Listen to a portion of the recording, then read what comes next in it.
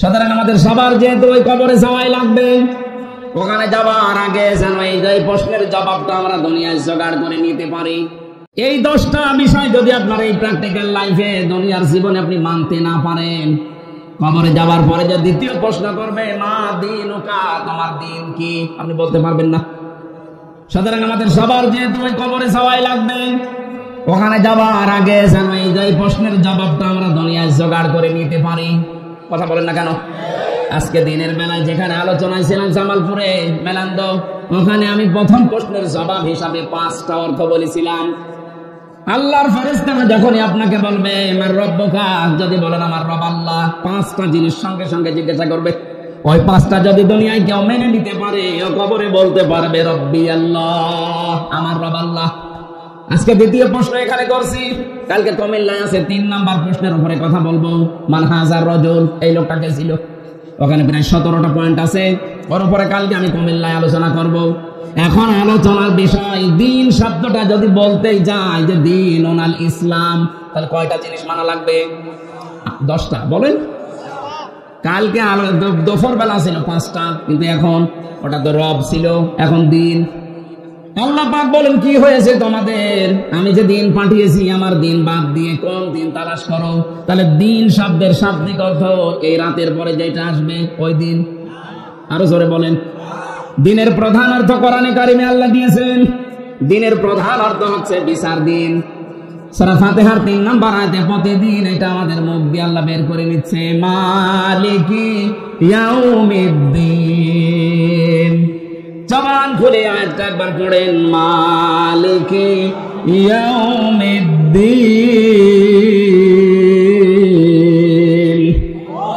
কিয়ামতে বিচার দিনের মালিক একচ্ছত্র কার? কেন আল্লাহ এই কথা প্রতিদিন আমাদের মুখ দিয়ে কমপক্ষে 17 বার বের করে নেয়? আপনি যদি কোনো নামাজ না পড়েন, শুধু ফরজ নামাজ পড়েন, তবে এটা 17 বার পড়া লাগে। কয়বার? প্রতিবারে সূরা ফাতিহা পড়া লাগে না? ফাতিহা পড়লেই তো 3 নাম্বার আয়াতে এটা চলে আসে, মালিকি। এই জবান খোলেন না কেন? মালিকি। যতবার পড়বেন প্রতিটি অক্ষরে 10টা করে নেকি জমা হয়ে যাবে আমলনামায়। জবান যাদের আছে আকাশ বাকাশ মুখরিত করে বলেন, মালিকি ইয়াউমিদ্দিন। তাহলে দিনের প্রথম অর্থ হচ্ছে বিচার দিন। কোন দিন? এই দিনকে আপনি কিভাবে বাস্তবে নিয়ে আসবেন? কোরআনে কারীম বিশ্ব নবীকে আল্লাহ আদেশ দিচ্ছেন প্রশ্নবোধক চিহ্ন দিয়ে, আরাআইতাল্লাযী ইউকাযযিবু বিদ্দীন। হে নবী, আপনি কি ওই মানুষগুলোকে দেখেছেন যারা কিয়ামতের দিন বিশ্বাস করে না? বিচার ব্যবস্থা যে একটা দিন আছে, 50,000 সানা মিম্মা তাউদ্দুন, যেটা বিশাল লম্বা, 50,000 বছরের মতো লম্বা হবে এই দিনটা। আপনি কি ওই মানুষগুলোকে দেখেছেন যারা এই দিন বিশ্বাস করে না? নবীজি বলেন, কই, আমার তো সামনে পড়ে না, যাদেরই দেখি মনে হয় যে বিশাল, এত দিন মানা লোক। আল্লাহ পাক বলেন না, কয়েকটা গুণ আপনি দেখবেন, যদি দেখেন এগুলো তাদের চরিত্রের সাথে মিলে যাচ্ছে, তখন আপনাকে আমি বলে দিলাম ওই মানুষগুলো দিন বিশ্বাস করে না, কিয়ামত বিশেষ করে। ফাযালিকাল্লাযী ইয়াদউল ইয়াতীম। আল্লাহ পাক বলেন প্রথম দিনের বিশ্বাসী না, কিয়ামত বিশ্বাস করে না, মুখে বললেও ওদের অন্তরে বিশ্বাসটা নেই। তারা কারা? যারা এতিমের গলায় ধাক্কা দেয়, মিসকিনকে যারা খাবার দিতে চায় না। বলেন তো, এই যে 2টা গুণ বললাম বাংলাদেশে বহু মানুষের ভেতরে আছে, অথচ তারা মুখে কিন্তু বলে যে কিয়ামত বিশ্বাস করি। আপনি কিন্তু কবরের ভেতরে বলতে পারবেন না দিন ওনাল ইসলাম, আমার দিন ইসলাম, বলতে পারবেন না, কারণ প্রথম নাম্বার অর্থে আপনি ধরা খেয়ে যাচ্ছেন। কথা বলেন না কেন? আমি আশা করছি সহজ আপনি বুঝে ফেলেছেন। যাদের জীবনে এরকম আসবে চরিত্র, যে এতিমের গলায় যারা ধাক্কা দেয়, এতিমকে খাবার দেয় না, মিসকিনকে খাবার তো দেয় না, খাবার দেওয়ার জন্য উৎসাহ যোগায় না।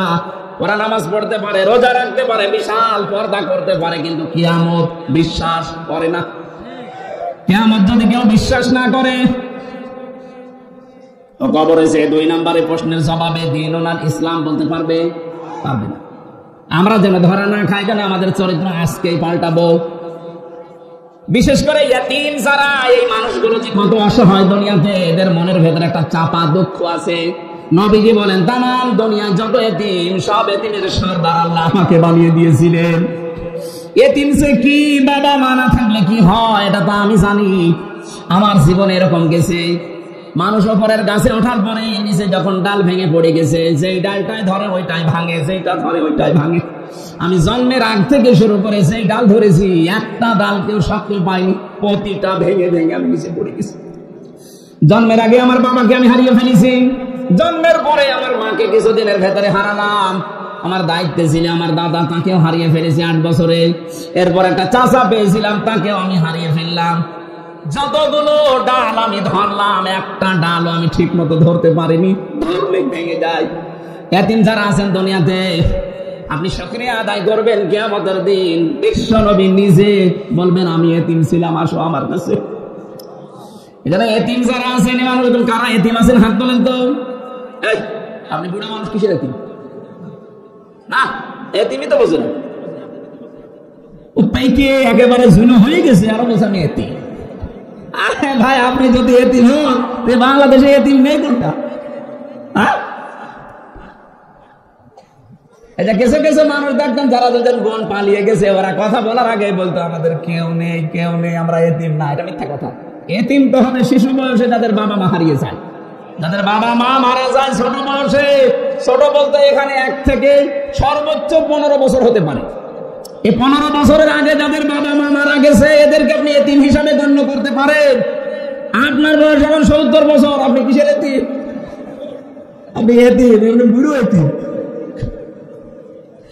না। এটা শুধু না, আসল এতিম হচ্ছে তারা এই পৃথিবীর ময়দানে সব চাইতে বড় এতিম তারা যারা মানুষের আন্ডারে কাজ করে। এই বাংলাদেশে যত মানুষ আমরা কাজ করে খাই, আমাদের উপরে যারা দায়িত্বে আছে তাদের কাছে আমরা এতিম। এইটাই আসলে এতিম। এদের খাবার দাবার যেটা, এদের বেতন বোনাস ভাতা যেটা, এটা যেন বন্ধ না হয়।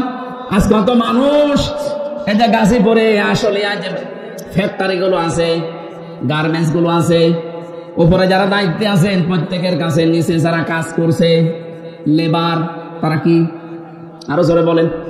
এই মানুষগুলো সব তো আপনার কাছে এতিম। সেই রংপুরের কুড়িগ্রাম, লালমনিরহাট, ওই সেই রমারি রাজীবপুরে এলাকা থেকে মেয়েরা অসহায় ওই সমস্ত জায়গায় আসে। ওরা এই দুর্বলতার সুযোগ নিয়ে অনেক অফিসার পর্যন্ত তাদের চরিত্র হরণ করে। না না, আপনি এতিমের সাথে এটা করলেন। ও তো এতিম হয়ে এসেছে, ওর মা বাবা নেই, অসহায়, আর আপনি সুযোগের সন্ধান করে আপনি তার জীবনটা তছনছ করে দিলেন। শয়তান আপনাকে যে খেল দেখিয়েছিল, এটা ঘর কেটে গেলে তখন টের পাবেন যে কি করেছিলাম। এটা রেকর্ড হচ্ছে, ওদের কানেও যাবে কান। সুতরাং দায়িত্বে যারা আছেন অধীনস্থ মানুষদের প্রতি এমন আচরণ করবেন, আপনি চেয়ার থেকে চলে গেলে যেন ওরা কান্নাকাটি করে।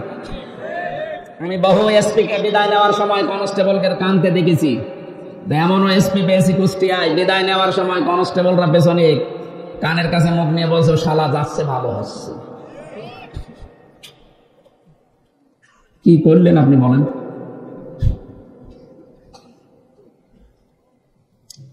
আমার ভাইরা, কিয়ামতের দিনের প্রথম অর্থ আল্লাহ কেন দিয়েছেন? কারণ কিয়ামতের এই দিনটা নিয়ে বাংলাদেশে অনেকেই ব্যবসা করে খাচ্ছে।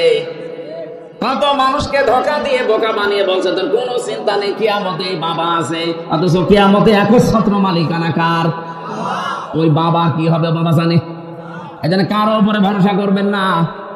আল্লাহ পাক বলেন ওয়ালা ইয়াসালু হামিমুন হামিমা ইউবাসসারু বাহুম ইয়াবাদুল মুজরিমু লাউ ইয়াফতাদি মিন আযাবি ইয়াউমিদিন বিবানি ওয়া সাহিবাতিহি ওয়া আখি ওয়া ফাসিলাতিহি আল্লাতী তুবি ওয়া মান ফিল আরদি জামিআ সুম্মা ইউজি। এখানে যাদের যাদের নাম আছে আপনি আশ্চর্য হয়ে যাবেন। বন্ধু বন্ধুকে চিনবে না, নিজের সন্তান পর্যন্ত বন্ধক রাখবে, বলবে আল্লাহ মুক্তিপণ দিলাম, এটা নিয়ে আমার বাঁচান। নিজের স্ত্রীকে দিয়ে দেবে, নিজের ভাইকে দিয়ে দেবে, নিজের আত্মীয় স্বজনের ভেতরে যারা সবচেয়ে বেশি প্রয়োজন ছিল, যাদের কাছে সে আশ্রয় পেত, তাদের জ্ঞাতি গোষ্ঠীকে বলবে আল্লাহ এটাও দিয়ে দিলাম। অমাংফিল আপনি জামিয়া, দুনিয়ায় আমি যা কিছুর মালিক ছিলাম সব দিলাম। সম্মায়ুজি, এরপরও এই কিয়ামতের আযাব থেকে আমাকে বাঁচাও। ও বাংলার মুসলমানেরা যাদের নাম বললাম, বলেন তো এদেরকে যদি মানুষ দিয়ে দিতে চায়, কিয়ামতের দিন আপনি ওই বাবার উপরে ভরসা করে আছেন। এত বড় মানুষের যেখানে খোঁজ খবর হচ্ছে না, কোল কিনারা পায় না, সেখানে বাবা আমার তো যতটুকু করে না পড়ে বিশ্বাস হয়, বহু বাবা কিয়ামতে বলবে আল্লাহ আমি পীরই ছিলাম না। কিসের মুরিদের দাবি করেন তো পীরই ছিলাম না? যেখানে আপনার বাবা, আপনার মা, আপনার ভাই, আপনার স্ত্রী, আপনার সন্তান এ কথা বলতে পারে, তাহলে সেখানে পীর সাহেবের কথা বলবে এক আর দুই? কথা বলেন না কেন? এই জন্য দিন যারা বিশ্বাস করেন কারো উপরে বিশ্বাস করবেন না, ভরসা করবেন না। দিনের প্রথম অর্থ এই জন্য কিয়ামতের দিন, এটার একচ্ছত্র মালিকানা আল্লাহর। 2 নম্বরে দিনের অর্থ বেশি আনুগত্য, যেটা সূরা আলে ইমরান 83 নম্বর আয়াতে আছে। 3 নম্বরে দিন মানে জীবন ব্যবস্থা। আল-ইয়াওমা আকমালতু লাকুম দীনাকুম ওয়া আতমামতু আলাইকুম নি'মাতি ওয়া রাদিতু লাকুমুল ইসলাম দীনা। জোরে বলেন সুবহানাল্লাহ। সূরা মায়েদার 3 নম্বর আয়াতে আল্লাহ এই তথ্যটা দিয়েছেন এই কারণে, পৃথিবীতে আজকের এই দিনে আমি দিন আমার ইসলাম পরিপূর্ণ করে দিলাম। কিয়ামত পর্যন্ত ইসলামের ভেতরে নতুন করে কিছু দেওয়া লাগবে না, আর ইসলাম থেকে কিয়ামতের আগে কিছু বাদও দেওয়া যাবে না। আজ যারা ইসলামের ভেতরে নতুন নতুন নিয়ম নীতি প্রবেশ করিয়েছেন, দরবারের নামে, জিকিরের নামে, ইবাদতের নামে, কথা বলছেন এখানে, এগুলো দিন নয়।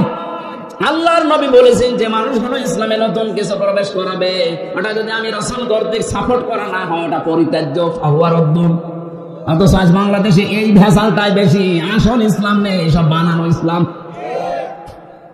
বিশ্বের মুসলিম দেশগুলোর দিকে তাকান তো, কোন জায়গায় আপনি পীর এই শব্দটা পাবেন কিনা? শুধু এটা বাংলাদেশ আর ভারত আর পাকিস্তানে পাওয়া যায়। কথা বলে না কেন? ইসলাম যেখান থেকে এসেছে ওই দেশে পীর শব্দটা আমি পাইনি। যে মদিনা থেকে ইসলাম এসেছে ওখানে যান তো কোন পীরের অস্তিত্ব পান কিনা? কথা বলে না কেন? আপনি পীরের কাছে যেতে আমি নিষেধ করছি না, কিন্তু উস্তাদ হিসাবে যাবেন শিক্ষা নেওয়ার জন্য, যেটা জানেন না ইসলামের শেখার জন্য, তাছাড়া অন্য কোন উদ্দেশ্য যাওয়া জায়েজ নেই। এমন জায়গায় যাওয়া যাবে না যে নিজেই জানে না। এই যে নজিবুল বশর মাইজ ভান্ডারী নামে এক শয়তান পীরের নাম নিয়ে চলতো, কথা বলেন, এই শয়তান এবং চাঁদপুরের একজন কেউ একটা পীরের নাম নিয়ে চলতো। এরা দুইজন মিলে কোরআনের পাখি সাইদি সাহেবের নামে ধর্ষণ মামলা দিয়েছিল। এত কিছুর বিচার হচ্ছে, দেশে জনতা দেখছে, এই দুই শয়তান কোথায় আছে, এদেরকে খুঁজে বের করা হোক।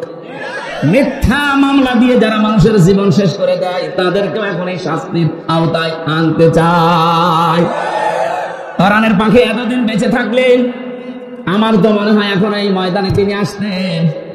যদিও কথা ওইভাবে বলতে পারতেন না, কিন্তু কোরআনে কারিমের একটা কথা হলো আমাদেরকে শোনাতেন।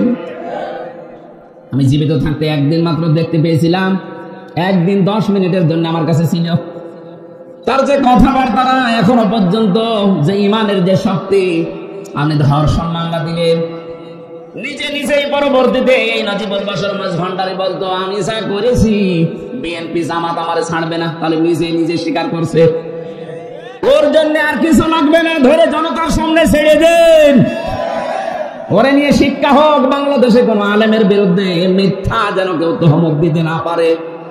এই কালা মানিক, শামসুদ্দিন চৌধুরী মানিক, ওনাকে বিচারপতি, ওই রকম মানুষ বিচারপতি হলে বিচার ব্যবস্থা ধ্বংস হয়ে যাবে। ওই শয়তান আলেমদের টার্গেট করে করে লিস্ট করেছিল 116 জন, আমিও ছিলাম। আল্লাহ পাক উল্টিয়ে ওর লিস্ট করেছে, ওরে কলার পাতায় শুয়েছে, ওর বিসি উড়ে গেছে, সংসার করার কাজ শেষ। গত পরশুদিন দেখলাম আদালতে এসেছে, ও শয়তানের চেহারার দিকে তাকালে মনে হচ্ছে একটা শয়তান। আলেমদের বর্দ আছে, কত গ্যারান্টি কাছে লাগে, এটা তার নিজে প্রমাণে কালামানি। কথা বলেন না কেন? সাইদি সাহেব বলেছিল আমাকে যারা এভাবে অপমান করতে পারে আল্লাহ তুমি একটাকেও ছাড়বা না। যারা যারা কাজ করেছে ডাইরেক্ট ইনডাইরেক্ট প্রত্যেককে আল্লাহ অপমান করেছে। এখনো যারা অপমান হয়নি আমরা চাই জাতির সামনে তাদেরকেও ন্যাংটা করা হোক। ইসলাম পরিপূর্ণ জীবন ব্যবস্থা, কিয়ামত পর্যন্ত কিছু দিতে পারবেন না, কিছু বের করে বাদও দিতে পারবেন না। এইটার নাম দিন। এটার নাম কি? এই দিনটা যদি কেউ না মানেন তাহলে আপনি মার রব্বুকা আমার নবিয়্যুকা দ্বিতীয় নম্বর বলতে পারো না, 3 নাম্বার 4 নাম্বারটাই আসো। এটা সূরা মুমিনের 26 নম্বর আয়াতে আছে, রাষ্ট্রীয় বিধান। এটা আজ আমরা অনেকে রাজনীতি মনে করে এড়িয়ে যাই। ফেরাউন বুঝেছিল। আকালা ফিরআউন দারুনি আকতুল মূসা ওয়া আদউ রাব্বা। আল্লাহ পাক বলেন ফেরাউন ওই সময় বলেছিল আমাকে ছেড়ে দাও, আমি মূসাকে হত্যা করব, সে তার রবকে ডাকো, কারণ আমি দেখতে পাচ্ছি সে আমার রাষ্ট্রের নিয়ম নীতি। এখানে দিন শব্দ আছে। দিন মানে ফেরাউন বসাতে চেয়েছিল রাষ্ট্রের নিয়ম নীতি, আইন কানুন। আমার মনে হচ্ছে মূসা পাল্টিয়ে ফেলবে। তাহলে দিন মানে শুধু ধর্ম না, দিন মানে শুধু কিয়ামতের দিন না, দিন মানে শুধু আনুগত্য না, দিন মানে রাষ্ট্রীয় বিধান। তাহলে এই দেশে যদি কেউ দিন মেনে চলতে চায়, দিনকে রাষ্ট্রীয় বিধান হিসেবে দেখার দরকার নেই। এটাই তো আমরা দেখাতে চাই। আপনার চাইতে কোরআন আমি বুঝেছি, এই জন্যই তো দিন মানে রাষ্ট্রীয় বিধান নিয়ে যেতে চাই। এটা যারা মানতে চান না, সামনে নিয়ে আসেন। সামনে নিয়ে এসে বসা। সুবহানাল্লাহ আলহামদুলিল্লাহ লা ইলাহা ইল্লাল্লাহ সুবহানাল্লাহ। মনে আছে তো? আমার ছেলে থাকা অবস্থায় যে কটা বই আমি খুব করেছিলাম সব তো লিখতে পারি নাই, বাইরে এসে এগুলো আজ 3-4 দিন আগে ছেড়েছে। এই বইটা সৃষ্টি জগতের সূচনা, খুব তথ্য দেওয়া আছে। ওখানে তো রেফারেন্স ছিল না, বাইরে এসে আমি রেফারেন্স দিয়েছি। এটা 112 পৃষ্ঠা। নিয়ে যাবেন, যাওয়ার সময় কয়েকটা আছে স্টেজে, যাওয়ার সময় নিয়েছেন, কাছে লাগবে, অনেক তথ্য দেওয়া আছে। ওখানে বসে 3 বছর আর কি করবো? শয়তানকে আমার খাতা কলম পর্যন্ত কেড়ে দিত। যেটা আছে এটা আমি স্টেজে আছে, স্টেজে যাওয়ার সময় নিয়ে যাবেন। পেছান পেছান একটু পেছান, পিছিয়ে দেন পিছিয়ে দেন। আল্লাহুম্মা সাল্লি আলা সাইয়্যিদিনা। একটু বাতাস দাও তো 2 মিনিট। ওয়াদারি সাইয়্যিদিনা মাওলানা মুহাম্মদ। জরে জরে বড়ি দরদ হে মোমেন বসিয়া, আমাদের দরুদ শোনেন নবীজি রওজা পাকে শুইয়া। আল্লাহুম্মা সাল্লি আলা মাওলানা মুহাম্মদ ওয়ালা আলি সাইয়্যিদিনা মাওলানা মুহাম্মদ। আমার ভাইরা 5 নাম্বার, ঠিক আছে এখন না, পরে শেষ করি আমি। 5 নাম্বারটাই পেয়েছিলাম দিন শব্দের অর্থ হচ্ছে স্থায়ী শান্তি। দিন মানে শুধু শান্তির শব্দ আল্লাহ দেয়নি, স্থায়ী শান্তি। কোরআনে কারিমে সূরা সূরার 13 নম্বর আয়াতে আল্লাহ এই তথ্যটা দিয়েছেন, শারআ লাকুম মিনাদ-দীনি মা ওয়াসসা বিহি নূহা ওয়াল্লাযী আওহাইনা ইলাইকা ওয়া মা ওয়াসাইনা বিহি ইব্রাহিমা ওয়া মূসা ওয়া ঈসা আন আকিমুদ-দীন ওয়ালা তাতাফাররাকু ফীহি। আয়াতের ভেতরে যতগুলো তথ্য আছে সব যাতে গুরুত্বপূর্ণ এই শেষের শব্দটা একটু ভালো করে শোনো। আল্লাহ বলেন আমি নির্ধারিত করে দিলাম, শারআ লাকুম তোমাদের সবার জন্য আমি ফায়সালা করে দিলাম, সিদ্ধান্ত নিয়ে নিলাম, লিখে দিলাম, সই করে দিলাম, স্বাক্ষর করলাম। কি সেটা? তোমাদের জন্য আমি দিনকে লিখে দিয়েছি। কোন দিন? হযরত নূহ আলাইহিস সালামের প্রতি যেটা দিয়েছিলাম, হে নবী আপনাকে ইব্রাহিম, মূসা, ঈসা, এই যে বড় বড় নবীদের নাম নিলাম কেন? এদের প্রতি আমার একই আদেশ ছিল, যাই করো দুনিয়াতে আমার দিন কায়েম করো। এটা আমি বানালাম। বলেন আনাকিমুদ্দিন, দিন কায়েম করেন, এটা বলেছিলেন নবীদেরকে আল্লাহ। সব বড় বড় নবীর নাম। ওয়ালা তাতাফাররাকু ফি, এই বিষয়ে কোনো মতপার্থক্য করবে না। বাংলাদেশের দিকে তাকান, হয়তো ছোটখাটো বিষয় নিয়ে আমাদের মতপার্থক্য থাকবে, এটা থাকতেই পারে, কিন্তু দিন কায়েম করা লাগবে। এই বিষয়ে কোনো ফতোয়াবাজি করলে সে কাফির। এরপরের আয়াতে আল্লাহ শব্দটা দিয়েছেন, কাবুরা আলাল মুশরিকিনা মা তাদউহুম ইলাইহি। আল্লাহ পাক বলেন এই দিন কায়েমের কথা বললে সবচাইতে বেশি খারাপ লাগবে যারা মুশরিক তাদের। এক কথা বলেন না কেন? আজ বাংলাদেশ জামাত ইসলামী এই কথাটা বললে আপনি জামাত বলে চালিয়ে দেন, চরমনায় পীর এই কথা বললে চরমনার মুরিদ বলে চালিয়ে দেন। আরে ভাই, এটা তো আপনারও কাজ, এটা নবীদের কাজ যদি হতে পারে, আপনি কি নবীদের উপরে? আপনি তাকাবেন দুনিয়ার নবীদের দিকে, যত নবী আল্লাহ পাঠিয়েছিলেন, হ্যাঁ প্রত্যেকটা নবীর শরীয়তে কম বেশি কিছু বিধান ছিল। কোন নবীর শরীয়তে হয়তো নামাজ ছিল, কোন নবীর শরীয়তে রোজা ছিল না, কোন নবীর শরীয়তে রোজা ছিল নামাজ ছিল না, এরকম নিয়ম নীতি কম বেশি পেয়েছি। কিন্তু প্রতিটি নবীর শরীয়তে এইটা ছিল যে দিন কায়েম করা লাগবে। আর এইটা শুনলে মন খারাপ করবে বেশি মুসলমানেরা। তারা আপনি যেদিকে ডাকছেন মানুষকে যে দিন কায়েম করো, এটা শুনলে সবচেয়ে বেশি খারাপ লাগবে, মনে কষ্ট লাগবে মুশরিকদের। বাংলাদেশে তো 4 ভাগ অমুসলিম আছে, 96% মুসলমানের দেশে কথা বলতে গেলে যাদের রাগ হয়, এরাও এক প্রকার মুশরিক। নবীজি জীবনে মাত্র 8 বছর রোজা করেছিলেন। কয় বছর বলেন বলেন? মাত্র 8টা বছর রোজা রেখেছিলেন জীবনে। 8 বছরের ভেতরে 2টা ফরজ রোজা তিনি বাদ দিয়ে দিয়েছেন এই দিন কায়েমের জন্য। 17ই রমজান বদরের যুদ্ধ, আর 18ই রমজান মক্কা বিজয়ের দিন। 2টা রোজা তিনি বাদ দিয়ে দিলেন। 17 ওয়াক্ত ফরজ নামাজ তিনি বাদ দিয়ে দিয়েছিলেন, কাজা করেছিলেন পরে। সম্মানিত ভাইরা, আমি যে তথ্যগুলো নিয়ে এসেছিলাম, 6 নম্বরে পেয়েছি ইবাদত, এটা সূরা রুমের 30 নম্বর আয়াতে ব্যাখ্যা আছে। 7 নম্বরে মুখ ফেরানো, সূরা নিসার 45 নম্বর আয়াতের ব্যাখ্যা আছে। এরপরে পেয়েছিলাম শান্তির বাণী, সূরা নসরের 2 নম্বর আয়াতে আছে। 9 নম্বরে এটা সূরা নসরে আছে।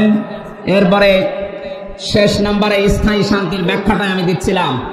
সুতরাং দিন এটা যদি স্থায়ী ভাবে দেশে কায়েম হয়, স্থায়ী শান্তি আল্লাহ আমাদের দেশে প্রতিষ্ঠা করে দেবে ইনশাআল্লাহ। আল্লাহ পাক বলেন, আন্না দাম্মারনাহুম ওয়া কওমাহুম আজমাইন। আন্না একালি টান আছে, অবশ্যই আমি দাম্মারনাহুম ওয়া কওমাহুম আজমাইন, তাদের সকলের প্রতি প্রতিশোধ নিয়েছি, তাদের শিকড় পর্যন্ত আমি তুলে ফেলেছি। কিভাবে তুলেছি দেখান। ফাতিলকা বুয়ুতুহুম খাওয়ায়াতাম বিমা যালামু। আপনি এই যে দেখেন এই ঘরগুলো পড়ে আছে, আল্লাহ যেন তার কুদরতি হাত দিয়ে এভাবে দেখাচ্ছেন, এজন্য তিলকার আগে ফা দিয়েছেন। ফাতিলকা বাইতুন এক বচন, বুয়ুত বহু বচন, হুম জমির। আল্লাহ বলেন তাদের যত ঘর ছিল, আপনি তাকান এই ঘরগুলো সেই ঘর যেগুলো পড়ে আছে, খাওয়ায়াতাম জনশূন্য হয়ে, ওজার গৃহ হয়ে গেছে, বিরামহীন, মানব শূন্য। বিমা যালামুর কারণে ঘরে বসে বসে তারা দুর্বিসন্ধি করত, জুলুম করত, টর্চার সেল বানিয়েছিল ঘরগুলোকে, আয়না ঘর বানিয়েছিল ঘরগুলোকে। এই সমস্ত অফিস, এই সমস্ত ঘরগুলো মানবতার বিরুদ্ধে অবস্থান নেওয়ার জন্য গোপন ষড়যন্ত্রের ঘর ছিল। একটু তাকান ওই ঘরের দিকে, দেখেন খাওয়ায়াতাম জনশূন্য করে দিয়েছি। এটা হাজার হাজার বছর আগের কথা, অথচ 1500 বছর আগে আল্লাহ আয়াতটা নাযিল করে নবীজিকে শোনালেন। আর আমার মনে হচ্ছে 2024-এর 5 আগস্টের বিকাল বেলা আল্লাহ আয়াতটা নাযিল করেছে। আপনি একটু তাকান, যারা ষড়যন্ত্র করেছিল কোরআনে কারিমের বিরুদ্ধে বলেন, মানবতার বিরুদ্ধে বলেন, আল্লাহর আইনগুলো উল্টিয়ে পাল্টিয়ে মানুষের সামনে তারা উপস্থাপন করার চেষ্টা চালাচ্ছিল। এমনি এদেশে আল্লাহ কোরআনের নিয়ম নীতি চলে না, যে কয়টা ছিল ওই কয়টাও হাত দিয়েছিল তারা বিভিন্ন কায়দায়। পারিবারিক মুসলিম যে আইন আছে এইটার উপরও হাত দেওয়ার চেষ্টা চালিয়েছে। 1 ছেলে যা পাবে 2 মেয়ে তাই পাবে, এইটা একটু ছিল হালকা, এইটাও পাল্টিয়ে ফেলার চেষ্টা করেছে। বাকি যতগুলো আছে আমি সবগুলো বললাম না, প্রায় সবই তারা পাল্টিয়েছে। কোরআনে নিয়ম দিয়েছিল, ওয়াস-সারিকু ওয়াস-সারিকাতু ফাকতাউ আইদিয়াহুমা জাযাআন বিমা কাসাবা নাকালাম মিনাল্লাহ। চোর পুরুষ হোক আর নারী হোক, সাক্ষ্য প্রমাণে যদি প্রমাণ হয়ে যায় যে হ্যাঁ এ চুরি করেছে, অভাবে না স্বভাবে, আল্লাহর কোরআন বলছে তার দুনিয়ার শাস্তি দিলাম, তার হাত কেটে দাও। এই যে দরবেশ বাবা 36,000 টাকা যে চুরি করলো, এটা কি অভাবে না স্বভাবে? কোরআনের এই আইন সূরা মায়েদার 38 নম্বর আয়াত, এটা যদি বাংলাদেশের সংসদে কায়েম থাকতো, ওর হাত থাকতো এতদিন। বলেন না কেন? এইটাও তারা পাল্টিয়ে ফেলেছে, কারণ তারা চায় কোরআনের আইন যদি এদেশে আসে আমার হাত থাকবে না। কথা বলেন না কেন?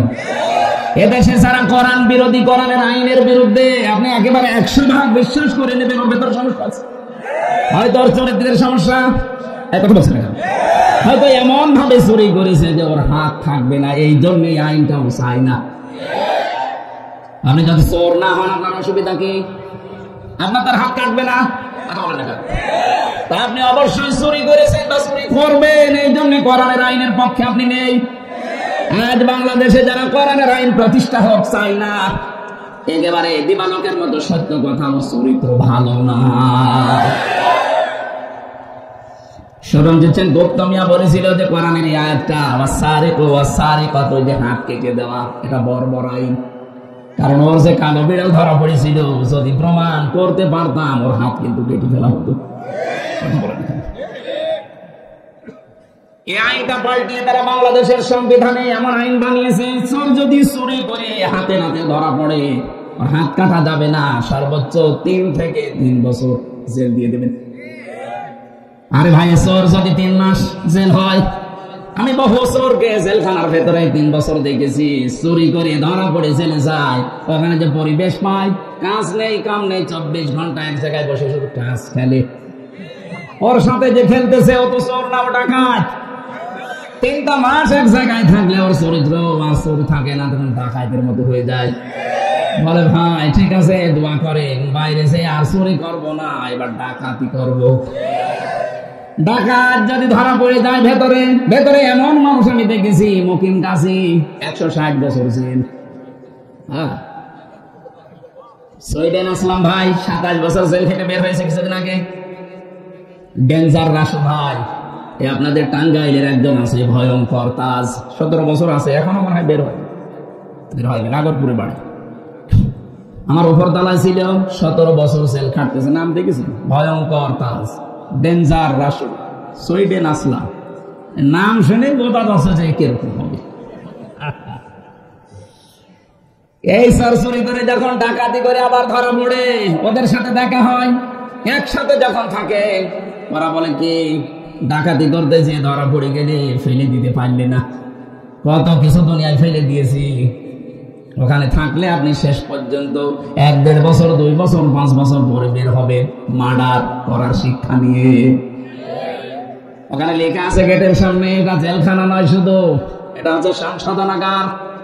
সংশোধন হয় যদি কোরআনের নিয়ম নীতি মেনে ওখানে রাখতো, সংশোধন হয়ে যেত। সেলার আর সফার আইন যারা করে, ওখানে বিচার বৈঠক আছে, কেস টেবিল বলে। ওখানে যদি আদেশ দিত যে ভেতরে যারা আছেন কোরআনের যে কয়টা আয়াত মুখস্থ করতে পারবেন, ওই রকম এখানে আপনাকে উপকার করা হবে। যদি বলা হতো সেই কয় বছর আছেন, সেই কয় পারা মুখস্থ করতে পারবেন, ওই কয় বছর শাস্তি আপনার মাপ। যার 30 বছর জেল হয়েছে, ও চিন্তা করতো 30 বছর জেল, 3 বছরে পুরাটা মুখস্থ করে আয়ত্ত করে আমি বাইরে যাব, পুরাটা মাপ হয়ে যাবে, ওর জীবন পুরা সংশোধন হয়ে যেত। আল্লাহর এই আইনে তারা হাত দিয়ে এমন আইন বানিয়েছে না, মানুষের চরিত্র সংশোধন হওয়া দূরের কথা, চোর গেলে ডাকাত হয়, ডাকাত গেলে খুনি হয়। কথা বলে না কেন? এগুলো দিয়ে হবে না। এই জন্য সংবিধান সংস্কারের জন্য আহ্বান জানাচ্ছে। আমরা চাই এ মানুষের তৈরি করা সংবিধান দেশে দরকার নেই। আল্লাহ যে সংবিধান পাঠিয়েছে, ওয়ানজালনা ইলাইকাল কিতাবা হুকমান আরাবিয়্যা, হে নবী আমি আপনার প্রতি যে কিতাব নাযিল করেছি এটা কিন্তু সংবিধান। এটা কি সূরা রাতের ভেতরে আছে, এটা আমি বানালাম। বলেন, আর সংবিধান সংস্কারের জন্য মানুষকে আহ্বান জানাচ্ছে প্রধান উপদেষ্টা। আমরা চাচ্ছি দেশের আলেমদেরকে নিয়ে যান। কোরআনে কারিমে 73টা ধারা আছে। সূরা ফুরকান, ফুরকান মানে সংবিধান। ফুরকান মানে কি? সত্য মিথ্যার পার্থক্যকারী সংবিধান এটা। এখানে 73টা 74টা ধারা দেওয়া আছে। এই 74টা ধারা যদি বাংলাদেশের সংবিধান হয়ে যায়, আল্লাহর নবী যেমন বলেছিলেন খায়রুল কুরুনি করনি, আমার যুগ শ্রেষ্ঠ যুগ, বাংলাদেশী অনুসারীরা বলবে আমার দেশ শ্রেষ্ঠ দেশ। এটা 53 বছরে তো আমরা দেখি নাই। এই 53 বছরে কত মানুষ তো নিজের মন মতো করে চালিয়েছে। বাবা চালিয়েছিল, মানুষ দুর্ভিক্ষে মরে গেছে। এটা আমি বানালাম। যারা মুরব্বী আছে জিজ্ঞাসা করেন, বাবা যখন চালিয়েছে ওই সময় শুনেছি, আমার তো 33 বছর, আমি জানি না, আমি শুনেছি আমার দাদা বলতো ওই সময় মানুষ দৌড় ঢুকেও মরে গেছে। কথা বলেন না কেন? এরপরে স্বামী চালিয়েছিল, কারো স্বামী না কাঙ্ক্ষিত মানে শান্তি দিতে পারেননি, চাচা চালিয়েছিল, জোর করে 9 বছর জেল হয়েছে, 10 বছর। ভাবি চালিয়েছে, ববু চালিয়ে গেল, যা হয়েছে দেখলাম। এখন শুধু বাকি আছে আল্লাহর কোরআন দিয়ে দেশটা চললে কেমন দেখা যায়। আমাদের জীবনের বড় আশা, বড় আকাঙ্ক্ষা, তামান্না, আল্লাহ বহু কিছু দুনিয়াতে তুমি আমাদেরকে দেখিয়েছো। তোমার কালাম দিলে 56,000 বর্গ মাইল চললে কেমন দেখা যায়, এটা একটু দেখার তৌফিক দিও। এটা আমরা চাই না? কারা চান দেখে? লিল্লাহি তাকবীর।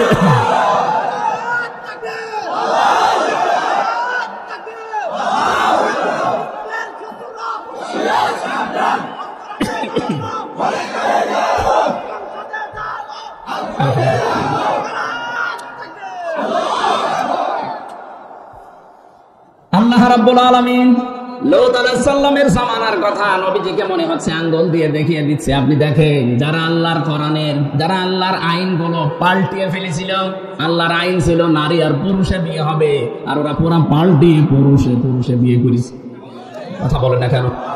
আজ বাংলাদেশে আল্লাহর কোরআনের আইন আছে 500 একটা আইন দেশে চলে না। যে কয়টা হালকা পাতলা চলতো সেগুলো পাল্টিয়ে ফেলার চেষ্টা অনেকে করছিল। আল্লাহ পাক আমার মনে হয় লূত আলাইহিস সালামের জামানার মতো নিয়ম নীতি দেখিয়েছেন। আমি আয়াতটা পড়ার পরে 2024-এর 5 আগস্ট মিলিয়েছি। ফাতিলকা বুয়ুতুহুম খাবিয়াতাম বিমা যালামু ইন্না ফি যালিকা লায়াতাল লিকাওমিন ইয়ালামুন। হে নবী, এই দেশে ঘরগুলো আপনি একটু দেখেন না কেন জনমানব শূন্য হয়ে আছে, জনশূন্য হয়ে গেছে? এটা জুলুমের কারণে। এই আয়াতটা কত বাস্তব, আপনি কুষ্টিয়ার হানিফ সাহেবের বাড়ির দিকে তাকান। 2024 সালের 5 আগস্টের বিকাল 5টা বাজতে ঈদ পর্যন্ত জনগণ খুলে নিয়ে চলে গেছে, অথচ ওখানে বসে আলেমদের বিরুদ্ধে ষড়যন্ত্র করতো। কথা বলেন না কেন? তার সার্সেল বানিয়েছিল, ওর বিরুদ্ধে কথা বললে তারে ধরে নিয়ে রাতের বেলা পিটাতো মাটির নিচে। আমি নিজে ওই ঘর তার পরের দিন 6 তারিখে দেখতে গিয়েছিলাম, যে দেখি আমার মনে হচ্ছে একদিনে আল্লাহ লূত নবীর জামানার মতো বানিয়ে ফেলেছে। খাবিয়াতান শব্দটা ওখানে দেখেছি। ওখানে কিছু কিছু মানুষ যারা দেখতে যায় বলছে, হুজুর এই ঘরটাকে আমাদের মনে হয় এখন জাতীয় টয়লেট বানালে ভালো হয়। কেন বলছে? কেন? আল্লাহ যে বলেছিল খাবিয়াতাম বিমা যালামু, তাদের জুলুমের কারণে আমি আল্লাহ জনশূন্য করে দেব। পায়খানায় মানুষ থাকে গিয়ে, বলেন? এই জন্য মানুষের মুখ দিয়ে এখন এটা বের হচ্ছে। শুধু এইটাই না, সারা বাংলাদেশের 630টা থানা আছে। এই 630টা থানায় যারা জালেম ছিল তাদের বাড়ি ঘর আমার মনে হয় আল্লাহ পাক তার বান্দা বান্দীদের হাতে সব উজাড় করে দিয়েছে। এখান থেকে যদি আগামী যারা চেয়ারে বসবে, এরা যদি শিক্ষা না নেয়, 5 বছরের ব্যবধানে তাদেরও বাড়ি উজাড় গৃহ হবে।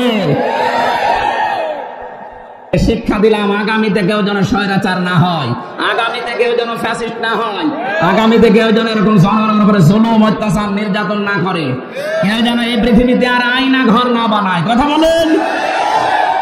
আপনি শুধু নাম শুনছেন, আমি 10টা দিন ছিলাম, কি অবস্থা, মানুষ কত কষ্টে ওখানে আছে। এত বড় বড় নখ হয়ে গেছে মানুষ, চোখ দাড়ি গোপ মনে হচ্ছে জঙ্গল থেকে বেরিয়ে আসতেছে। জঙ্গলি মানুষের এত বড় বড় দাড়ি গোপ চুল হয় না, এত বড় নখ হয় না। কেউ আছে 8 বছর 10 বছর 14 বছরের মানুষও আছে। আমরা যেখানে ছিলাম ওই জায়গায় আমি পেয়েছি 2 বছর 7 বছর পর্যন্ত পড়ে আছি, কেউ জানে না। ওটা তো একেবারে ঢাকার মেন জায়গায়।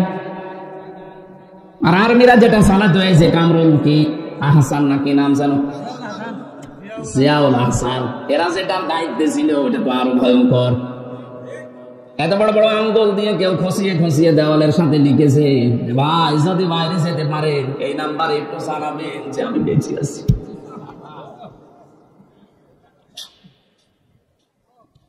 একটা লোক 5 বছর 8 বছর 14 বছর পড়ে আছে, ও জানি না যেটা কোন সাল চলছে, ও জানি না যে কোন মাস এটা। ও জানে না যেটা এটা কয়টা বাজে এখন কি বার, এটা কিচ্ছু জানে না। সকালবেলা কয়েকটা ছোলা দিত, পচা ছোলা। দুপুর বেলা খাবার আমারে যা দিয়েছে মনে হচ্ছে কেউ মাখিয়ে দিয়েছে, পারলে খান, না পারলে ফেলে দেন। ফেলে দেবেন কোথায়? 8 দিন 10 দিন 15 দিন এক জায়গায় খাবার হয়ে গেল, ওটা আবার গন্ধ বের হয়। বলেন তো এদিকে 3.5 হাত, এদিকে 1.5 হাত, এটা কবরের মতো জায়গায় 24 ঘন্টা তালাবদ্ধ। মুফতি ফখরুল ইসলাম আমার সাথে ছিল, আমারে বলছে হামজা ভাই আপনার সাথে কি করেছে আমি জানি না, তবে আমার এই পায়ের ভেতরে হাত দিয়েছে। এভাবে আমারে বসিয়ে পায়ের ভেতরে হাত দিয়ে সামনে যে লোহার ব্যারিকেড দেওয়া আছে, লোহার যে চাঙারি টাঙানো আছে, এই শিক দেওয়া লোহার, ওর সাথে হাত দিয়ে হ্যান্ডকাপ দিয়ে আটকিয়ে দিয়েছে। আরে ভাই 2 দিন 5 দিন না, বছরের পর বছর 1.5 থেকে 2 মিনিট সময় দিত টয়লেট করার।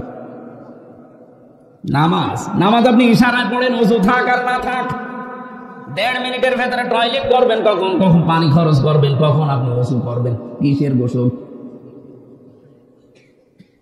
আমি 10 দিনই আমার জীবনটা অতিষ্ঠ হয়ে গিয়েছিল। বাকি 3 বছর চাইছিলাম ফাঁসির কন্ডেম ছেলে, তাও তো মানুষ পেয়েছি। আর ওখানে কি অবস্থা, এক একটা ঘর সব আলাদা আলাদা। এত ভয়ঙ্কর জায়গায় যারা দায়িত্ব পালন করত, মাঝে মাঝে ভাবতাম আল্লাহ এরা বাড়ি যে সংসার করে কি করে। এরা তো বাড়ি যায়, বাইরে যায়, যে স্ত্রীর সাথে মেলামেশা করে, এদের তো সন্তানাদি আছে, এরা তো বন্ধু বান্ধবের সাথে মেলামেশা করে, কিভাবে এদের কি বিবেক মরে গেছে। এই দৃশ্যগুলো তো এরা প্রতিদিন দেখে যাচ্ছে। 8 ঘন্টা করে ডিউটি, আপনি দেখে গেলেন না যে কি করছে একটা মানুষের সাথে। আমার মনে হয়তো ওরা বাইরে এসে মনে হয় লাল পানি খেত অথবা ঘুমের বড়ি খেত, নাই তোদের ঘুম আসার কথা না। আর এখন বলে আমি কি করেছি, যে আমার পানাল পালানো লাগলো। কি করেছেন মানে? কিচ্ছু করেননি, শুধু আয়না ঘরটার কারণে আপনার শাস্তি হওয়ার দরকার। টের পাচ্ছেন? পৃথিবীর ইতিহাস পাল্টিয়ে ফেলেছে। আমি নিজে দেখেছি, এই কারণে সাক্ষী হিসাবে বললাম। তাও তো আমি ভালো জায়গায় ছিলাম। আপনার একটা বিবেকে কি বলে বলেন তো? একটা মানুষ, জীবিত মানুষ, 2 দিন 5 দিন রাখলেই তো মরে যাওয়ার কথা। 14 বছর পড়ে আছে একটা ঘরের ভেতরে, দুনিয়া আছে কিনা আমরা জানি না। এত বড় জুলুম করে যদি কেউ বলে আমি কি করেছি, চট করে চলে আসতেছি, আপনি আসেন, আপনাকে চট করে আসাচ্ছে। মানুষের বিবেক আছে, বিবেকের উপর মনে হয় কুকুরে পোশাক দিয়েছে। এখানে কোরআনে কারিমের এই শব্দটা 100 ভাগ মিলে গেছে। আর ধানমন্ডির বাড়িতে গিয়েছিলাম, দেখেন কি অবস্থা, খবিয়াতান জনশূন্য করে দিয়েছে। 3 মাসেই মনে হচ্ছে ওটার যে অবস্থা, 3 বছর গেলে ওখানে ভূত পেতনিও বাস করবে না। কারণ জুলুম যেখানে সিদ্ধান্ত নেওয়া হয়, জুলুমের দুর্বিসন্ধি করা হয়, ষড়যন্ত্র করা হয়, ওই জায়গাটা আল্লাহর কাছে অভিশপ্ত হয়ে যায়। আপনি আবু জাহেলের বাড়ির দিকে তাকান না, ইন্টারন্যাশনাল পায়খানা বানিয়ে দিয়েছে আল্লাহ, অথচ জায়গাটা অনেক দামি জায়গা, কাবার পাশে। কথা বলেন এখানে, কাবার একেবারেই পাশে, এত দামি জায়গা। আমি 16 সালে যখন হজে গিয়েছি, তাওয়াফ করার পরে উপর দিয়ে ঘুরছিলাম, হঠাৎ দেখি যন্ত্রণা পেটে। এক পুলিশকে বললাম, ভাই এতক্ষণ তো ভালোই লাগছিল, হঠাৎ আমার পেটে সেরকম যন্ত্রণা, এত ব্যথা করছে কেন? পুলিশ আমার দিকে তাকিয়ে ওর ভাষা দিয়ে বলছে, ইয়া হাজি ওর হজ্জা দাইলা বিলা দুঃখা। ও হাজি, দেশ কোথায়? যে তুমি বাংলাদেশ। বাংলাদেশ থেকে এসেছি। আমারে বলছে, হাজি জানেন না এটা কোন জায়গা? না তো। আবু জাহেলের বাড়ি। আপনি এখনো পায়খানা না করে দাঁড়িয়ে আছেন? তাড়াতাড়ি যান। কাজ করে দেখলাম, হ্যাঁ আমার পেটের ব্যথা ভালো হয়ে গেছে। আল্লাহ আমাকে জানাতে চাচ্ছে, হামজা এত টাকা খরচ করে আসলে আর এই শয়তানের বাড়ি পায়খানা না করে চলে যাবা, তাড়াতাড়ি করো। আমার মনে হয় আল্লাহ এরকম একটা ইতিহাসও বাংলাদেশে তৈরি করতে যাচ্ছে। আমাদের যাদের পেটে ব্যথা হবে, এই জালেমদের বাড়ি ঘর যেগুলো উজাড় হয়ে আছে, জনশূন্য হয়ে আছে, এগুলোতেও একদিন না একদিন টয়লেট হয়ে যাবে। মানুষ দেখবেন পেটে ব্যথা হলে যে ওই জায়গায় ওই কাজ করে আসবে। আগামী যারা জালেম হবেন তারা শিক্ষা নেন। কথা বলে না কারো, এখনো অনেকে থালা হাতে পায়নি, তাই চেষ্টায় আছে যে দাঁড়াও আসে, এই জন্য শিক্ষাটা দিলাম। আপনি এরকম হয়ে যাবেন না। আপনাকে আল্লাহ ইতিহাসে ঘৃণিত নিন্দিত করতে বেশি সময় নেবে না, কারণ পৃথিবীর ইতিহাস এইটাই। আপনি চেঙ্গিস খানের দিকে তাকান, হিটলারের দিকে তাকান, হাজ্জাজ বিন ইউসুফের দিকে তাকান, মুআবিয়া রাদিয়াল্লাহু তাআলা আনহুর সন্তান ইয়াজিদের দিকে তাকান, নামগুলো কেমন সুন্দর সুন্দর নাম। হিটলার, কি নাম কিন্তু খারাপ না, হিটলার। ইয়াজিদ, কত সুন্দর নাম, অথচ নামটা আল্লাহ আজকে গালি বানিয়ে দিয়েছে। জাতির উপরে জুলুম করার কারণে একজন সাহাবীর সন্তানের নাম যদি গালি হয়ে যায়, উনি কিন্তু সাহাবীর ছেলে, কথা বলেন না কেন? তারপরে উনি ওই দেশের কেন্দ্রীয় মসজিদের ইমাম ছিলেন, খুতবা দিতেন। ওনার রাষ্ট্রের প্রায় সব কাজে কোরআন অনুযায়ী চলতো, শুধুমাত্র সরকারি মালের কোনো অডিট ছিল না। যে যে দায়িত্ব পেয়েছিল ও বাবা শাহজালাল সব হালাল বলে চালিয়ে দিত। এই যে আমাদের যেমন আরম্ভ হয়েছিল, এ দরবেশের দিকে তাকালে কে বিশ্বাস করবে যে এত টাকা মারিং কাটিং করতে পারে? কথা বলেন। ওদের সরকারের দায়িত্ব ছিল, প্রধানমন্ত্রীর উপদেষ্টার ভেতরে একজন। আমি চিন্তা করতে পারি না, এত বড় বড় দাড়ি, ওর মনে হয় যত জায়গায় যত চুল আছে সব সাদা। কথা বলছে না, মাথা থেকে শুরু করে পা পর্যন্ত প্রায় সবই সাদা। যেগুলো সাদা নেই সেগুলো সাদা পোশাক পরতো। এত সাদা ধবধবে মানুষ, অথচ এখন বের হচ্ছে সে নাকি অন্যের বউ নিয়ে আল্লাহর রাস্তায় চলে গেছে। 7টা ব্যাংক থেকে 36,000 কোটি টাকা আপনি এক জীবনে গণনা করেও শেষ করতে পারবেন না। পদ্মা সেতুর মতো এত বড় ব্রিজ বানাতে মাত্র 32,000 কোটি টাকা খরচ। না, এত লাগে না, যদিও 3 বার পরবর্তীতে ওরা বাজেট বানিয়েছে। প্রথমে 12,000 কোটি টাকা দিয়েছিল, ওইটাই হয়েছিল। বাকি টাকাগুলো সব মারিং কাটিং করে বাইরে পাঠিয়েছে। আপনি একটু খোঁজ নিয়ে দেখেন বাইরের ব্যাংকগুলোতে, আপনি দেখবেন যে মানুষগুলো পালিয়ে গেছে। অধিকাংশ মানুষের টাকা ওই ব্যাংকে পাবেন। আমি 5 তারিখের পরে 9 তারিখ না 10 তারিখের দিকে গিয়েছিলাম সিঙ্গাপুরে, মালয়েশিয়া। এই দেশগুলোতে যেখানে যাই নামতাম, নামার পরে হোটেলে উঠলেই দেখতাম আল্লাহর ওলি নামতেছে। কি গো হুজুর দোয়া করেন। দোয়া করবো মানে এই 4 তারিখে চলে এসেছে, আল্লাহ কপাল ভালো। আমার বহু শয়তানের সাথে দেখা হয়েছিল সিঙ্গাপুরে।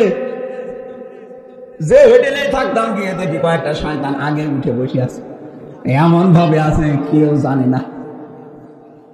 মালয়েশিয়া অনেকগুলো তো পেয়েছিলাম।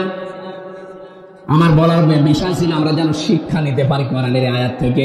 আগামী প্রজন্ম যারা আসবে, আগামী জাতি যারা নেতৃত্ব দেবে, এরা যেন জুলুমকারী হয়ে না যায়। আপনার নাম যত সুন্দর হোক, আপনাকে আল্লাহ ইয়াজিদের মতো বানিয়ে দেবে, কেউ আপনার নামও রাখবে না, কারণ এটা গালি হয়ে যাবে। একটা হিন্দুকে যদি বলেন ভাই ছেলে হয়েছে 5,000 টাকা দেবো, নাম রাখেন ইয়াজিদ, বলবে ইয়ার কি মারেন? ইয়াজিদ একটা নাম হইলো এত গালি, অথচ নামটা ভালো না। বলেন, ইয়াজিদ একটা সাহাবীর নাম যদি গালি হয়ে যায়, তো জাতির পিতা নাম দিয়েছেন, তার মেয়ের নাম তো গালি হবে 1 আর 2। আমার মনে হয় এখনই বাংলাদেশে যে অবস্থা, কেউ আর ওই নাম ঘৃণা করে মুখেও নিতে চাচ্ছে না। এটাই পৃথিবীর ইতিহাস। আপনিও থাকবেন না 100 বছর পর, আমিও থাকবো না। এমন কিছু করে না যায় যে আমি মরণের পরে আমার বাড়ি ঘর পর্যন্ত পায়খানা হয়ে যাচ্ছে।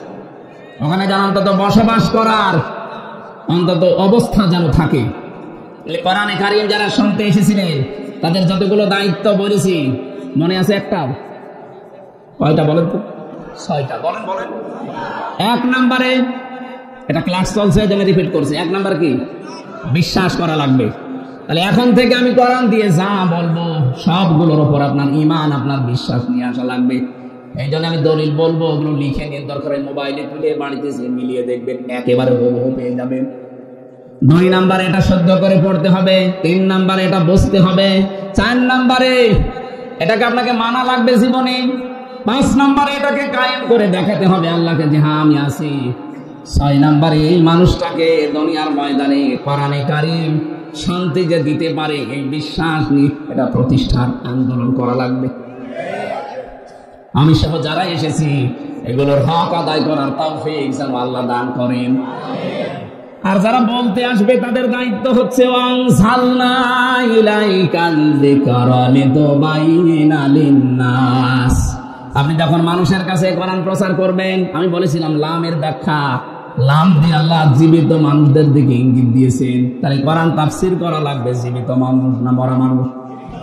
এই সিস্টেমটা যারা পাল্টিয়ে ফেলেছিলেন, আল্লাহর সিস্টেম পাল্টিয়ে ফেললে লোক নবীর জামানায় আল্লাহ যা করেছেন, ওদের বাড়ি ঘর পরিত্যক্ত হয়ে গেছে। আল্লাহর সিস্টেম এই 14টা জায়গায় পারমিশন নিয়ে কোরআন প্রচার করা লাগবে, এটা আল্লাহর সিস্টেমের বাইরে। কথা বলেন না কেন? কেন বললাম বলেন তো? হযরতে সালেহ নবী আলাইহিস সালামের জামানায় যে উট আল্লাহ দিয়েছিলেন, উট দিয়েছিলেন না? এই উটকে আমার আল্লাহ বলেছিলেন এটা আমার নিদর্শন, যেখানে ইচ্ছা যাবে, যা ইচ্ছা খাবে, কেউ নিষেধ করতে পারবে না। কেউ যদি একে খারাপ উদ্দেশ্য নিয়ে স্পর্শ করো, আযাবুন আলীম, আমার যন্ত্রণাদায়ক শাস্তি তোমাদের উপরে যাবে। যারাই তাকে খারাপ উদ্দেশ্য নিয়ে ধরেছে, আল্লাহ তাদেরই দুনিয়ায় শাস্তি দিয়েছে। এখন কি উট আছে? না, নেই। এই জামানার জন্য আল্লাহর আয়াত, আল্লাহর নিদর্শন কোরআন।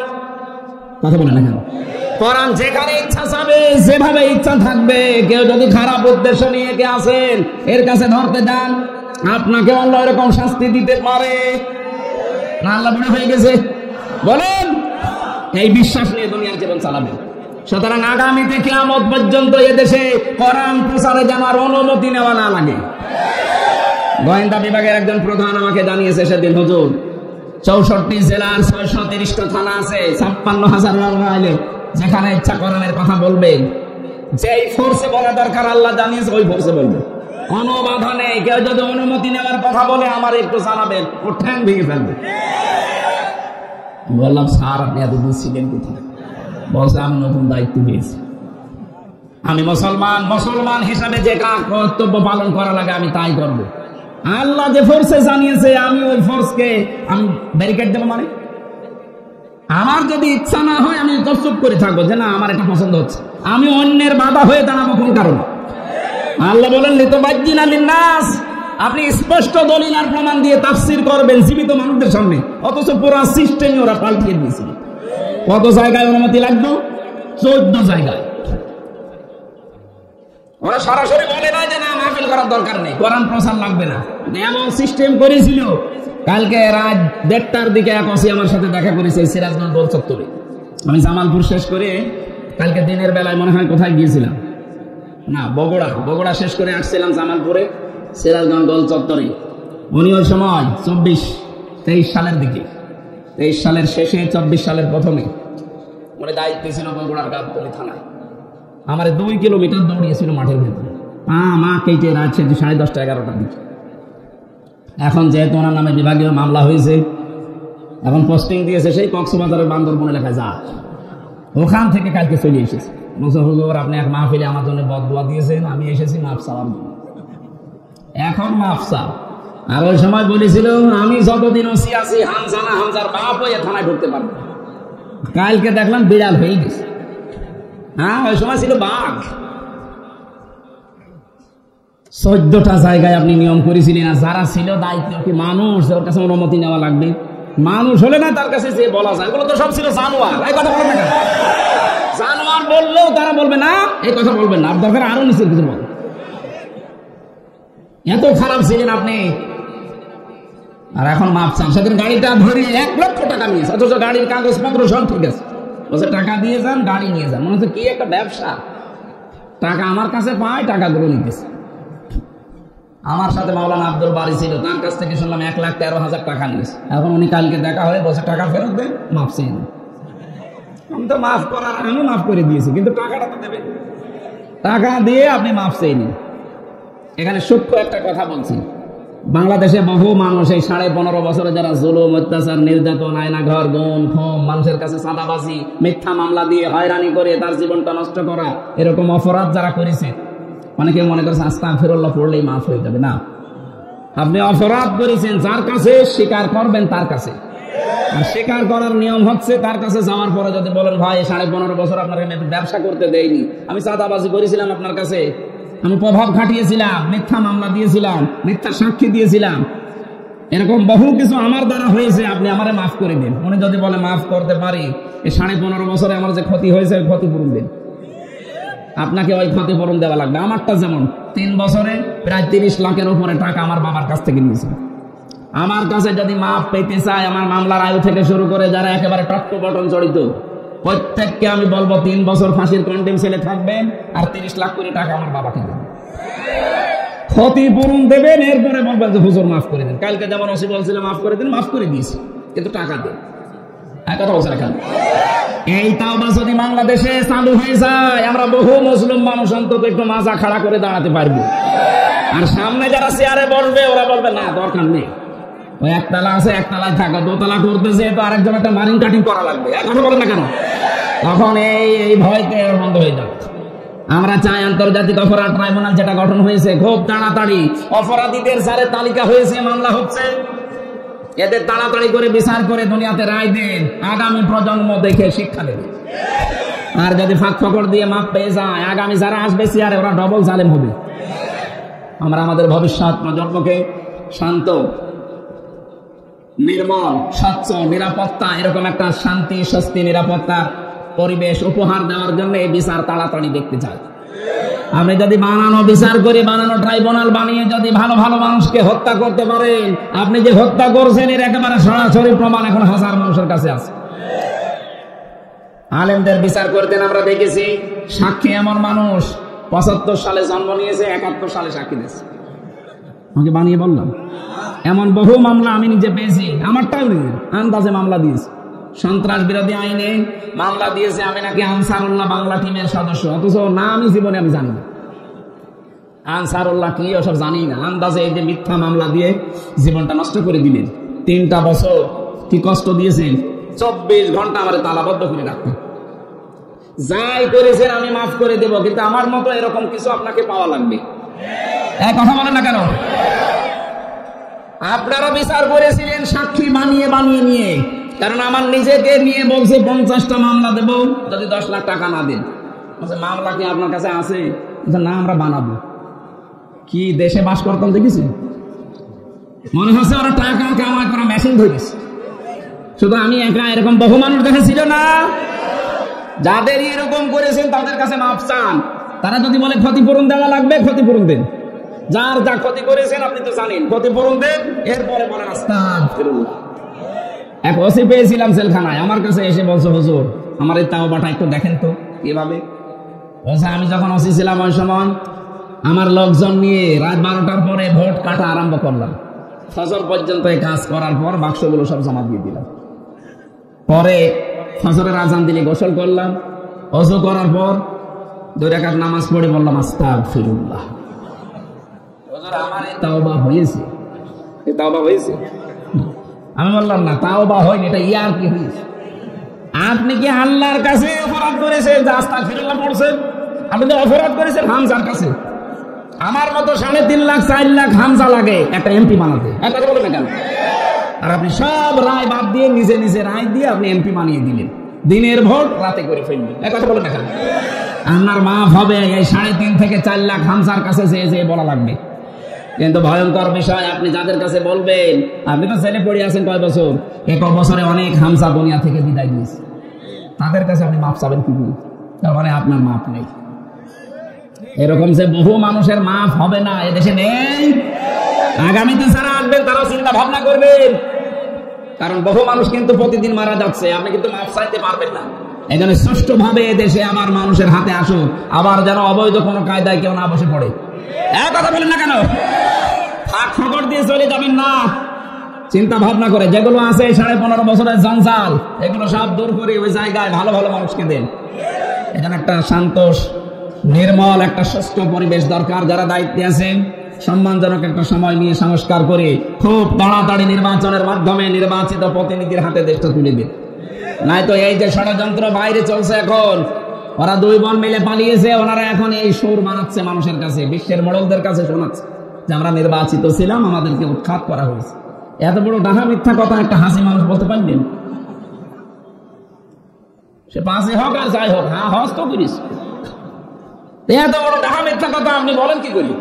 একটা ঘোড়াকে যদি জিজ্ঞাসা করেন, ঘোড়া পর্যন্ত হাসবে, বলে এই 15.5 বছরে নির্বাচন হয়েছে। কিসের নির্বাচন? 15.5 বছরে নির্বাচনই হয়নি, আর আপনি এখন মিথ্যা ছড়াচ্ছেন যে আমি নির্বাচিত ছিলাম। আশা করছে আগামীতে একটা হাসি মানুষ হয়ে এত বড় মিথ্যা কথা আর বলবেন না। আর এই ষড়যন্ত্র থেকে বাঁচতে হলে ডক্টর মোহাম্মদ ইউনূস আপনি খুব তাড়াতাড়ি সম্মানজনক সময় নিয়ে যত জায়গা আছে তাড়াতাড়ি পাল্টান। 1628টা চেয়ার ছিল এই দেশে, প্রত্যেকটা ছিল জালেম, প্রত্যেকটা পাল্টান। এই কথা বলেন না কেন? প্রত্যেকটা চেয়ার পাল্টিয়ে নতুন মানুষ ওখানে বৈষম্যের শিকার হয়ে যারা ছিল তাদেরকে নিয়ে আসেন। এই যে নাটোরের এসপি সাহেবকে দিয়েছে, 15.5 বছরের লোকটা বৈষম্যের শিকার হয়েছে, আজকে দায়িত্ব পেয়েছে। এরকম মানুষকে আপনি নিয়ে এসে এতদিন যারা জুলমের শিকার ছিল, বৈষম্যের শিকার ছিল, তাদেরকে নিয়ে এসে তাদের জায়গা মতো বসান। দেখবেন এই জায়গাগুলো যদি 1628টা চেয়ার হযরত ওমরের মতো মন মানসিকতা সম্পূর্ণ মানুষ বসতে পারে, এই দেশ একটা মিনি জান্নাত হয়ে যাবে। কথা বলেন না কেন? আমরা এইটাই তো চাচ্ছি, নাকি নাকি যারা আছে এরা এখন তড়িঘড়ি করে নির্বাচন দিয়ে দিক, আবার দিনে ভোট রাতে হয়ে যাক না, কখনো এটা হতে দেওয়া যাবে না। আল্লাহ আমাদেরকে বুঝদান করুন। সুতরাং আমরা জীবিত মানুষদের সামনে এখন কোরআন প্রচার করতে চাই, যেন কোনো বাধা আর কিয়ামতের আগে দেশে না আসে। আমার তো দায়িত্ব এখন স্পষ্ট ভাবে বলা, আর আপনার দায়িত্ব কি? বলা আল্লাহুম ইয়াতাফাক্কারুন। এই কথাগুলো শোনার পরে বাড়ি যেয়ে চিন্তা ভাবনা করবেন।